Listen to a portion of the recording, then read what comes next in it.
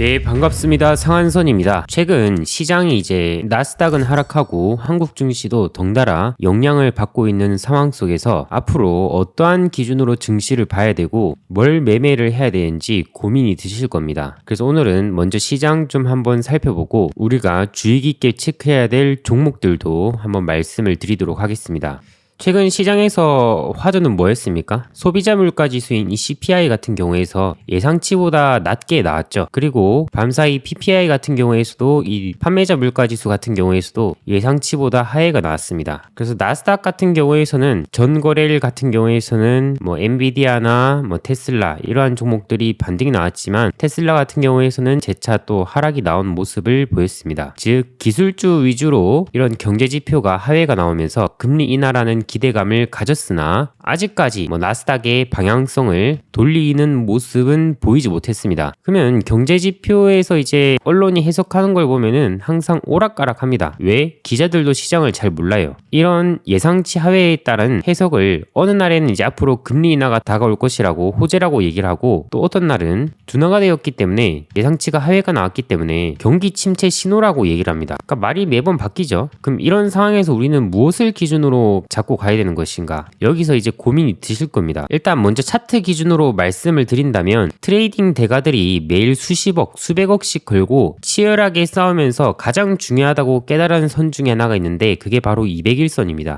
폴치더 존스나 윌리엄 오닐, 쿨라메기 등등 전부 다 200일선을 중요하게 체크합니다. 자, 그러면 지금 200일선을 기점으로 주가가 어디에 있냐? 나스닥 같은 경우에는 여기 밑으로 떨어지고 있죠. 그러면 아무리 경제 지표에서 언론이 어떻게 해석하든 간에 200일선은 추세선이기 때문에 추세선 아래에 있다는 것은 여전히 조심해야 되고 예민해야 될 시기라고 여러분들이 해석하시면 돼요. 미국 증시 같은 경우에서는 그러니까 언론에 휘둘릴 필요가 없습니다. 그럼 앞으로 연준의 방향과 트럼프로 인해서 이 물가의 방향성이 또 금리의 방향성이 어떻게 갈지 예측을 해본다면은 일단 3월 19일 같은 경우에서 이제 금리 방향성과 점도표가 나오고요. 그 다음에 파월 의장의 발언이 나올 것입니다. 이 FOMC 회의에서. 그럼 연준은 어떻게 생각할까요? 최근 이제 트럼프 같은 경우에서 어떻게 합니까? 관세를 무기 삼아서 미국이 철강이나 알루미늄에 25% 고율 관세를 매긴다든지 그로 인해서 유럽이나 캐나다 같은 경우에서도 보복 관세가 나타나는 이제 관세 전쟁의 지금 시대가 들어왔죠. 연준 같은 경우에서는 이 관세로 인한 물가 상승에 대해서 고민을 할 거예요. 그게 아마 4, 5월쯤에 물가 압력이 다시 불안해질 가능성이 높다고 이제 평가할 수 있습니다. 그러니까 이번에 물가가 예상치가 하회가 나와서 금리 인하가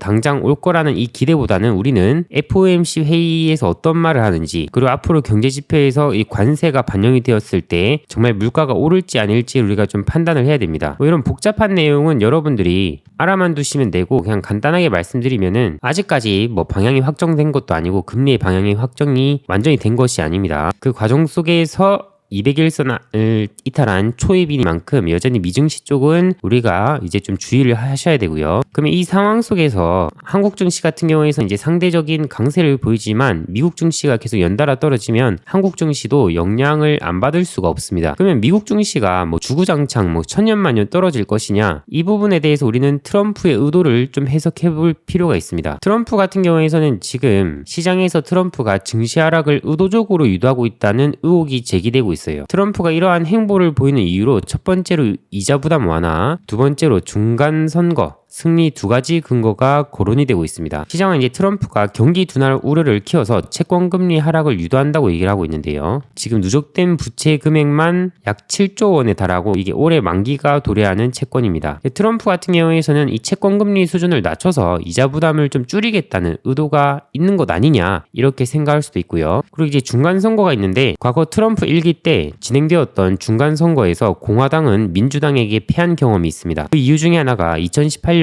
미중 무역 전쟁에 따라서 S&P 500이 1년 동안 20% 넘게 하락했기 때문인데요. 이에 대해서 2025년 트럼프 같은 경우에서는 중간 선거가 있는 집권 2년차 증시를 중요하게 볼 것이라고 합니다. 2026년에 이제 중간 선거가 있는데 2025년에 이자 부담도 줄이고 지금 가정에서 어느 정도 고밸류 상태이니 한 차례 이제 눌림을 보여줬다가 선거가 다가오는 시즌에서 주가를 끌어올릴 가능성이 높다라고 이제 평가하고 있는 거죠. 결국 트럼프 같은 경우에서는 생각해보면은 증시를 굉장히 중요하게 생각하는 사람입니다. 집무실에서도 보면은 한켠에 증권방송 이 S&P 500 차트가 켜져 있을 정도로 굉장히 중요하게 체크한 사람인데 최근 들어서는 한 말이 이제 미국을 위대하게 만들기 위해서는 정부 효율부를 통한 지출 삭감이라든지 관세 이러한 것들을 통해서 불필요한 이제 지출을 좀 줄이면 장기적으로 이제 성장할 수 있는 원동력이 될 것이기 때문에 지금의 하락에 대해서는 좀 급하게 방어하려고 하는 의도를 보이고 있지는 않습니다. 과거 이제 이때 2020년 코로나 폭락장이 나왔을 때 트럼프 같은 경우에는 이제 금리 인하를 굉장히 발빠르게 이제 유도했고 연준을 압박했습니다. 지금 이제 그와 분위기가 다르다는 거예요. 그 분위기 속에서는 이러한 이제 중간 선거 의도가 있지 않을까 생각을 할 수 있고요. 그러면 2025년 지금의 하락이 2026년을 바라봤을 때 어떻게 보면은 큰 틀에서는 이제 저점이 될 수 있는 해라고 우리가 또 생각을 해볼 수가 있습니다. 근데 보면은 이제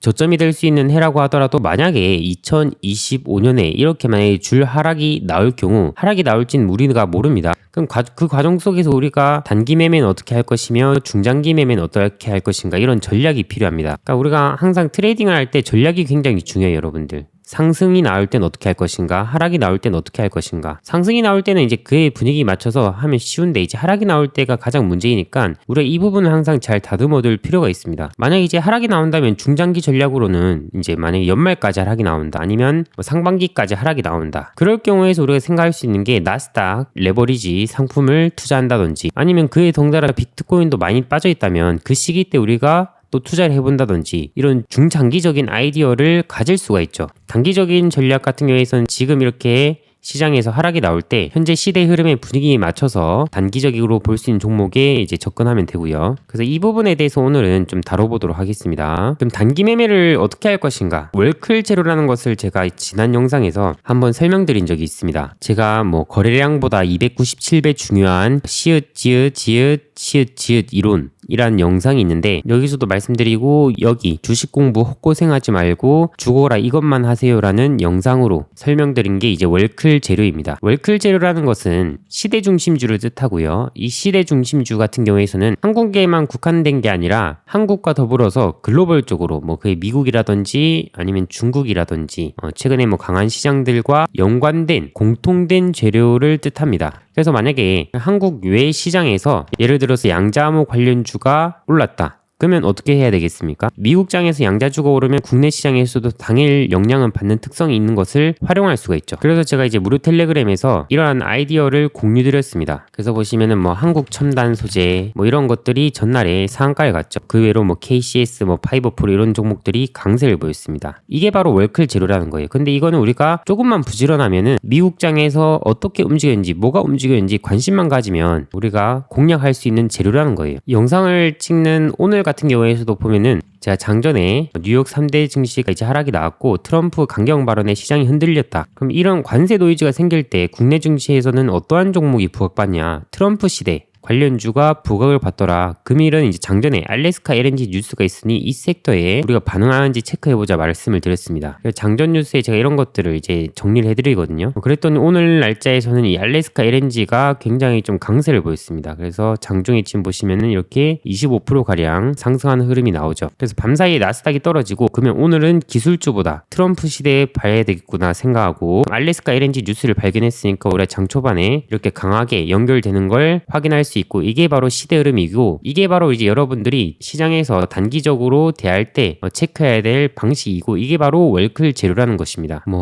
알래스카 LNG 같은 경우는 한국의 고유 테마이지만 이게 트럼프를 바탕으로 시작되는 거기 때문에 어떻게 보면 이것도 월클 재료라고 여러분들이 해석을 하시면 돼요. 방금 말씀드렸던 거 이제 단기 관점이고, 여러분들이 약간 좀 지금 시장에서 스윙 관점으로 본다면은 중국 시장을 좀 잘 체크할 필요가 있습니다. 이 중국 시장에 대해서 제가 좀 쉽게 정리한 내용이 있는데, 현재 중국 정부가 5% 성장을 목표로 하고 있는데, 이 성장을 달성하기 위해서는 더 많은 재정을 투입해야 되고, 이 자금이 상당 부분 주식시장에 유입이 될 수 있습니다. 그래서 재정 적자율 4% 같은 경우에서는 중국 기준으로 매우 높은 수준이며, 이게 정부가 경기 부양을 위해 적극적으로 돈을 쓰겠다는 의미를 뜻합니다. 최근 4년간 중국 부동산 같은 경우에서는 심각한 침체를 겪었고 어느 정도 이제 저점이 잡힌 심리가 나타나고 있다고 합니다. 그래서 중국 정부를 보면은 지금 알리바바나 텐센트 이런 기업들 살펴보면은 미국의 빅테크 대비해가지고 굉장히 가성비가 높다는 평가를 지금 받으면서 투자자들의 관심이 급증하고 있는 상황입니다. 그래서 이번에 딥시크의 등장으로 인해서 중국 같은 경우에서는 미증시 대비해서 상대적으로 강세를 이어가고 있고, 이 흐름이 올해 같은 경우에서는 좀 더 이어질 가능성이 높다고 우리가 좀 해석을 하시면 되겠고요. 그리고 시진핑 같은 경우에선 지금 4연임을 앞두고 있습니다. 4연임을 하기 위해서는 지금 성과를 보여줄 필요가 있죠. 그래서 정부에서 적극적으로 좀 밀 의지를 보이지 않을까 우리가 좀 생각을 해볼 수가 있고요.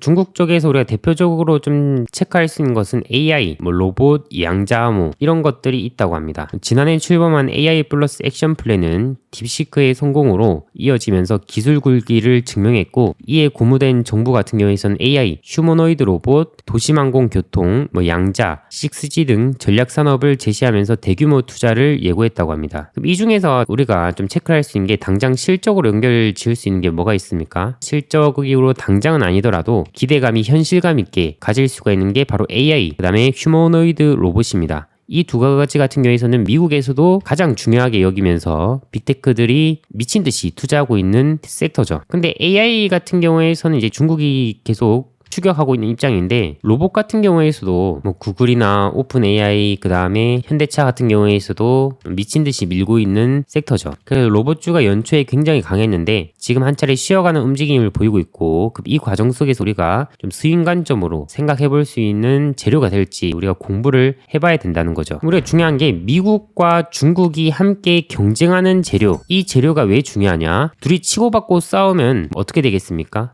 미국은 얼마 투자했다, 중국은 얼마 투자했다, 그러면서 계속 나올 수 있는 재료가 많아진단 말이에요. 이게 다시 또 주가의 모멘텀으로 됩니다. 산업에 기대감을 가질 수 있는 모멘텀으로 되죠. 근데 이제 휴머노이드 로봇 같은 경우에서도 중국에서는 지금 4월에 이 로봇 가지고 마라톤 대회를 연다고 하거든요. 미국 입장에서는 얼마나 똥줄이 타겠습니까? 그럼 서로 경쟁하면서 기대감을 가질 수 있는 요인들이 많이 나올 것입니다. 그래서 우리는 중국이 어떠한 입장을 가지고 있는지 그걸 우리가 좀 잘 체크를 해볼 필요가 있습니다. 그래서 여기서도 보시면 휴머노이드 산업을 두고 G2, 미국과 중국의 경쟁이 심화가 되고 있다고 하죠. 이 중국에서 이제 글로벌 로봇 산업 내 영향력이 점차 커지고 있고요. 미국은 중국산 제품에 대한 규제 확대가 지금 일어나고 있습니다. CCTV, 드론에 대해서 규제했는데 다음 차례로는 다수의 센서, 카메라가 부착된 로봇으로 이어질 전망이라고 합니다. 자, 견제가 들어간다는 것은 뭐겠습니까? 중국이 그만큼 위협적이다. 위협적이라면 미국이 가만히 있겠습니까? 동시에 또 산업이 커질 수 있는 재료가 되겠죠. 중국 같은 경우에서도 테슬라의 휴머노이드 로봇을 보고 거기서 충격을 받고 영감을 얻어서 지금 로봇 산업을 미친 듯이 키우고 있는 상황이거든요. 그래서 여기는 우리가 이제 좀 죽었다 싶으면 다시 올라갈 수 있는 그런 재료의 영역이라고 여러분들이 해석하시면 좋을 것 같아요. 중국 같은 경우에서는 2025년 휴머노이드 로봇 양산 목표를 달성해야 되는 해입니다. 생산 원가가 4천만 원 이하가 산업의 티핑 포인트라고 하고요. 보조금, 산업펀드, 정부 주도의 혁신센터 구축 등 강력한 지원책이 들어가고 있는 상황이라 여러분들이 해석하시면 됩니다. 최근 개발 중인 휴머노이드 로봇 보면은 피규어라든지 다양한 국가들에서 이렇게 로봇을 개발 중이다 라고 여러분들이 보시면 됩니다. 그래서 휴머노이드 로봇 밸류체인 기업 리스트를 살펴보면은 여기서 부품별 원가 비중이 가장 높은 게 액추에이터를 이제 우리 인체에 비유하면은 사람의 근육과 비슷합니다. 우리가 이제 팔이나 다리를 움직일 때 뇌에서 신호가 오면 근육이 이제 수축 이완하면서 실제 움직임이 생기죠. 마찬가지로 기계나 로봇에서 액추에이터는 전기나 압축 공기 등 에너지를 받아서 실제 움직임을 만들어내는 역할을 하는 게 바로 액추에이터입니다. 이러한 기업으로 이제 한국에서는 로보티즈 이런 게 있고요. 여기서 탁보 그룹 같은 경우에서는 테슬라 옵티머스 로봇의 액추에이터를 공급하고 있다고 합니다.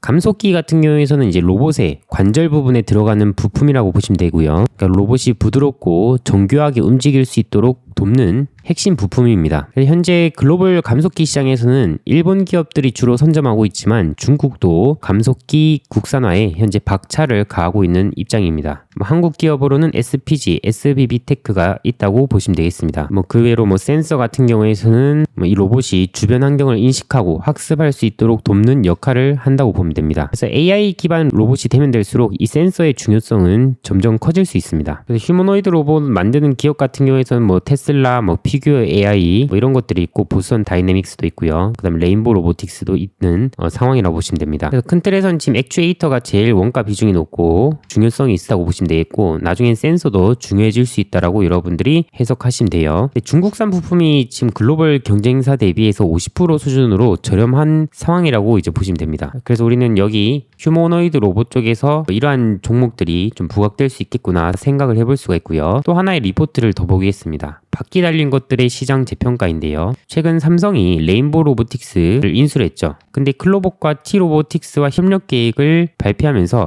이 바퀴 기반의 소프트웨어, 하드웨어 업체에 대해서 관심이 증가한 게 아니냐라는 해석이 있습니다. 클로봇 같은 경우에서는 국내 대표 자율주행 소프트웨어 플랫폼을 보유한 업체이고 T-로보틱스 같은 경우에서는 국내 1위 AMR 업체입니다. AMR 같은 경우에서는 스스로 길을 찾아다니는 똑똑한 로봇카라고 생각하시면 되고요. 전문 용어로 자율 이동 로봇이라고 보시면 됩니다. 그래서 이번 협력이 레인보우 로보틱스의 삼성전자 계열사향 제품 납품을 위한 준비 단계로 볼 수 있다는 해석이 있습니다. 레인보우 로보틱스가 현재 바퀴형 휴머노이드를 보유하고 있고 제조업 공장에서 자율 이동 및 자율 작업 시스템 구축을 준비하고 있다고 합니다. 그래서 이족 보행이 아니라 바퀴형을 하는 이유가 이동의 편의성, 속도 측면의 생산성 향상 관점도 있지만 하반신을 바퀴 형태로 전환해서 휴머노이드 제작 비용을 획기적으로 낮추는 이유도 있다고 합니다. 그래서 이종 보행 로봇이 시장과 언론에서 스포트라이트를 받고 있지만 중국과 미국 휴머노이드 업체들이 이 바퀴 형태 로봇도 같이 개발하고 있는 사례를 어렵지 않게 찾아볼 수 있고요. 테슬라를 포함해서 로봇 업계에서는 바퀴 달린 로봇에 대한 실용성을 인정하는 분위기입니다. 바퀴 달린 로봇으로 할 수 있는 사업이 물류나 이송을 제외하면 실외 배송이라고 하는데요. 여러 업체가 있지만 국내에서는 로보티즈가 대표적이라고 보시면 됩니다. 근데 국내에서는 로봇의 속도, 사이즈, 외관 디자인 이러한 규제 역량으로 수만 건 수준의 배송 실적에 그치고 있는 상황입니다. 그래서 2022년 하반기부터 경기가 악화되었고 사회적 합의 및 정치적 추진력이 부족해지면서 글로벌 대비해서 많이 좀 도태가 되었는데 만약에 정치적 불확실성이 좀 해소가 되면은 더 강한 정책 드라이브가 나타날 수 있지 않냐라고 판단하고 있다고 합니다. 자율주행과 로봇은 사실상 하나라는 좀 얘기를 하는데요. 로봇에 대해서는 테슬라가 로봇 사업에 진입을 하면서 이제 글로벌적으로 관심이 커진 거라고 보시면 되겠고요.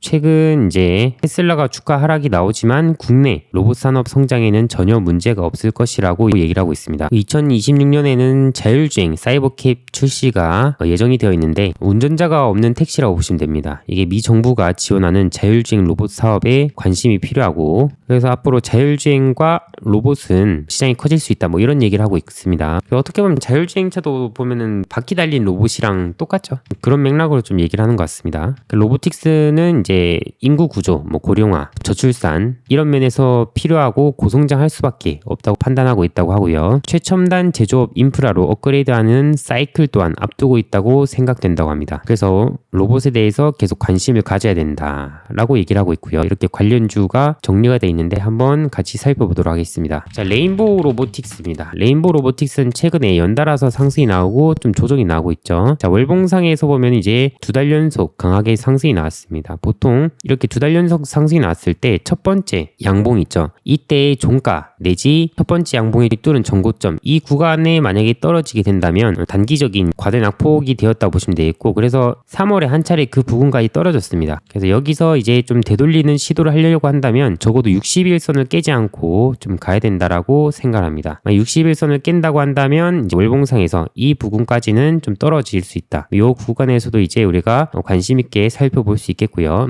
지금 같은 경우에서는 어떻게 하냐? 여기서 이제 재반등이 나오는지 그런 기대감을 가질 때에는 60일선을 이탈하지 않는 선으로 보는 것을 이제 말씀을 드리도록 하겠습니다. 자, 그다음에 로보티즈입니다. 로보티즈 같은 경우에서도 한 차례 1월에 상승이 강하게 나오고 좀 조정이 나오고 21선을 재차 뚫었습니다. 이러한 패턴 같은 경우에서도 우리가 좀 무시할 수 없습니다. 여기서 이제 더 산업 흐름 따라서 치고 올라가는 경우도 있기 때문에 그렇고요. 지금 같은 경우에는 그래서 3만 원까지는 다시 내려가지 않고 이제 시대 흐름을 따라서 가는 것도 좀 중요해 보인다라고 생각합니다. 자, 그 다음에 클로봇입니다. 클로봇 같은 경우에는 계속 이제 연달아서 강한 상태이고 어느 정도 이거는 단기 매매 차원으로 이제 좀 체크할 수 있는 영역이죠. 지금 상황에서 이제 여기서 좀 이격이 좀 가팔라진 상태라고 여러분들 해석하시면 되겠고 그렇습니다. 그다음 T-로보틱스입니다. T-로보틱스가 이제 레인보우 로보틱스와 협력하면서 이렇게 연달아서 강력하게 급등이 나왔죠. 이런 흐름이 나오자 좀 로봇주의 온풍이 좀 다시금 전해진 모습인데요. 지금 상황에서 이제 이격이 가팔라진 만큼 우리가 좀 눌림목 구간에서 좀 체크를 할 필요가 있겠다라고 말씀을 드리고 싶습니다. 이런 것들은 이제 241선을 이제 뚫었잖아요. 뚫었고 이제 481선이 상단에 저항이 있습니다. 눌림목을 본다면 이제 241선 481선 부근에 떨어지되 241선을 깨면 안 되고요. 481선 저항이 있는데 아마 여기서 제차 눌림이 나오고 제차 재반등하는 할 수 있는 구간이 481선 정도까지 되지 않을까 생각합니다. 저의 이제 하나의 시나리오 중 하나라고 생각하시면 되고요. 뭐 이렇게 간다를 이제 의미하는 건 아닙니다. 자, 그럼 뭐 에브리봇 한번 체크해 볼까요? 에브리봇은 좀 조용하죠. 근데 기술적으로 보면은 이제 60월선이 이제 좀 중요한 추세 라인대인데 여기를 계속 좀 추세적으로 지지하고 있는 라인대이고 여기서 이제 좀 지지가 좀 나오는지 우리가 좀 체크를 해볼 수 있는 시점이고요. KNR 시스템입니다. KNR 시스템은 신규 상장주이고 여기서 연초에 좀 강하게 올랐다가 재차 눌림이 나고 있는 상황이라고 보시면 되겠고 로봇 산업이 다시금 부각받으면서 좀 재반등을 보이는지 좀 체크해 볼 수 있습니다. 로봇스타도 이제 뭐 마찬가지인데 얘는 뭐 대장의 흐름을 지금 보이진 않고 있고요. 그다음 유진로봇은 오늘 날짜에 14%가량 지금 상승이 나오고 있습니다. 로봇은 계속 잊을만 하면 좀 반등이 나오는 그런 맥락으로 좀 전해지고 있다고 보시면 되겠고요. 이렌시스 또 같은 마찬가지로 추세 하단부이고요. 그래서 우리는 좀 대장에 좀 집중하는 게 좋아요. 뭐 이 외로 이제 뭐 하이제날 NM 같은 경우에서도 한 차례 상승이 나오고 조정이 나왔다가 이제 재반등을 시도하고 있는 모습이라고 우리가 생각하시면 됩니다. 그래서 지금 대장격은 T로보틱스, 뭐 클로봇이라고 보시면 되겠고 그 후발에 따라서 하이제날 NM이 추격하고 있고 로보티즈도 이제 그에 따라서 좀 재반등이 이어나가고 있는 모습이라고 보시면 되겠습니다. 단기 매매를 할 때는 좀 대장에 좀 집중해서 우리가 좀 보시면 좋을 것 같다는 생각이 듭니다. 그래서 로봇 같은 경우에서도 이제 시대 흐름 중에 하나이니 여러분들이 이런 것들도 좀 공부하셔서 성공 투자하시길 바라겠고요. 제가 그리고 시대 흐름을 중간중간 제가 좀 텔레그램에서 잡아드리고 있거든요. 상한선의 무료 텔레그램 채널을 제가 오픈했습니다. 그래서 아까 말씀드렸던 뭐 단기적으로 이제 어떠한 시야를 좀 가지면 장전에 좋은지 이런 것들을 제가 좀 공유드리고 있습니다. 그래서 제가 유튜브에서 말하지 않는 다양한 인사이트들을 좀 자유롭게 얘기하고 있으니 좀 들어오셔가지고 많은 도움들 얻어가시길 바라겠고요. 그래서 저는 항상 좀 중립적으로 좀 객관적으로 시장에 대해서 얘기를 하려고 합니다. 많은 사람들이 이렇게 얘기합니다. 여기가 저점이다. 그러니 무조건 사라. 근데 매매를 좀 해보면 알겠지만 시장에 대해서 매매를 하면 할수록 겸손해질 수밖에 없어요. 우리는 상승에 대한 시나리오와 하락에 대한 시나리오 함께 세워가야 되고요. 그래서 무조건 하나의 시나리오만 고집한다는 것은 그만큼 아직 시장에서 덜 두드려 맞았다라고 개인적으로 생각합니다. 그래서 시장에 겸손하면서 그렇지만 밀도 있게 확률 높게 여러분들한테 정보를 드리고 있기 때문에 이 정보를 원하시면 하단에 고정 댓글에 제가 텔레그램 링크를 올려놨으니 여러분들이 그 링크를 타고 들어오시면 되고요. 그리고 제가 500만원으로 1000만 100억을 만든 쿨라메기의 비밀이라는 전자책을 이제 업로드 해놨습니다. 여기 공지를 누르면 이 전자책을 들어오실 수 있고요. 이걸 클릭하시면 제가 이렇게 깔끔하게 글을 써놨어요. 이 전자책도 들어오셔가지고 받아가시면서